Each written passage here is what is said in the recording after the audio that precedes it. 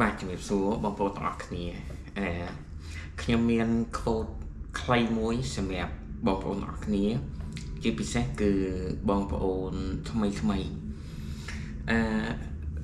ចំណុចដំបូងដែលខ្ញុំចង់ឲ្យបងប្អូនចាប់អារម្មណ៍បន្តិចគឺ YouTube អត់មានផ្លូវកាត់ទេហើយខូដរបស់ខ្ញុំនោះគឺខ្ញុំចង់សម្ដៅថា1000 subscriber និង4000ម៉ោងវាគឺជារឿងដែលលំបាកសម្រាប់បងប្អូនទាំងអស់គ្នាប៉ុន្តែនៅពេលដែលបងប្អូនទាំងអស់គ្នាទទួលបាន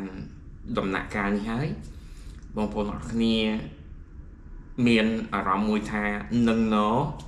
មានអារម្មណ៍មួយថាខ្លួនឯងមានបទពិសោធន៍មិនអាចនិយាយមិនទាន់ហ៊ាននិយាយថា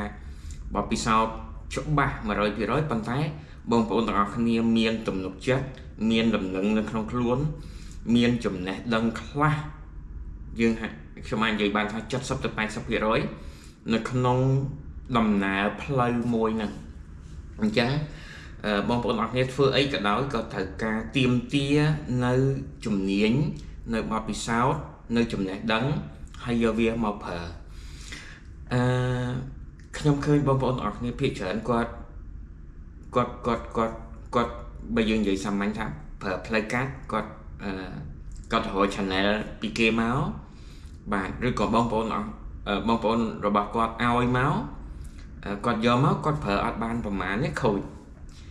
ខូច channel ខូច action នៃផ្សេងបងប្អូនខ្លះទៀតគាត់ចំណាយលុយទៀត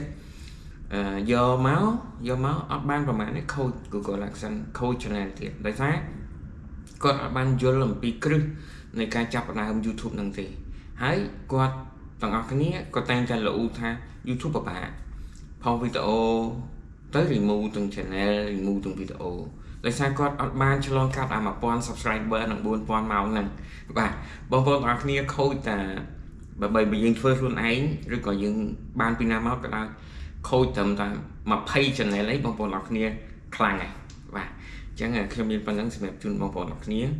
ជួបខ្ញុំនៅវីដេអូរបស់ខ្ញុំថ្មីបន្តទៀតជម្រាបលា